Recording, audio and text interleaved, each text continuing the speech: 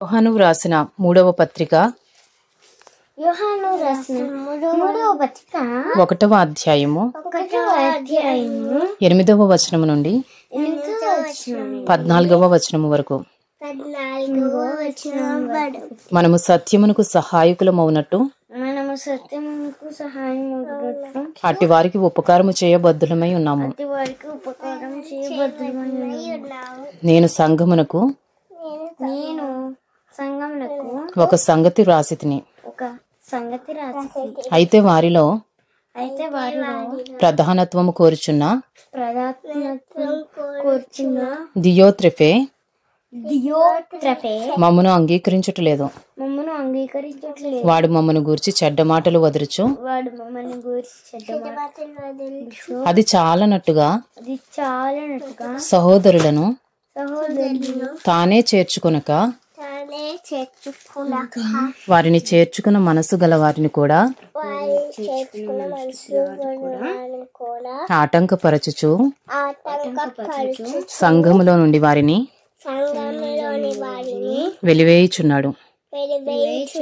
అందుచేత నేను వచ్చినప్పుడు వాడు చేయుచున్న క్రియలను జ్ఞాపకము చేసుకుందును. ప్రియుడా, చెడు కార్యమును కాక మంచి కార్యము అనుసరించి నడుచుకును. మేలు చేయువాడు దేవుని సంబంధి, కీడు చేయువాడు దేవుని చూచినవాడు కాడు.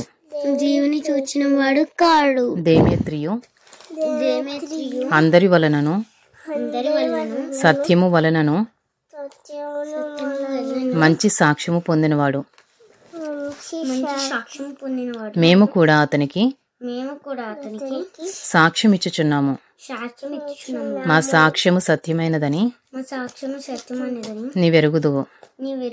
అనేక సంగతులు నీకు వ్రాయవలసి ఉన్నది గాని సిరాతోను కలముతోను నీకు వ్రాయ నాకు ఇష్టము లేదు. శీఘ్రముగా నిన్ను చూడ నిరీక్షించుచున్నాను. అప్పుడు ముఖాముఖిగా మాట్లాడుకొనేదము. నీకు సమాధానము కలుగునుగాక. మన స్నేహితులు నీకు వందనములు చెప్పుచున్నారు. నీ యొద్దనున్న స్నేహితులకు పేరు పేరు వరుసను వందనములు చెప్పుము.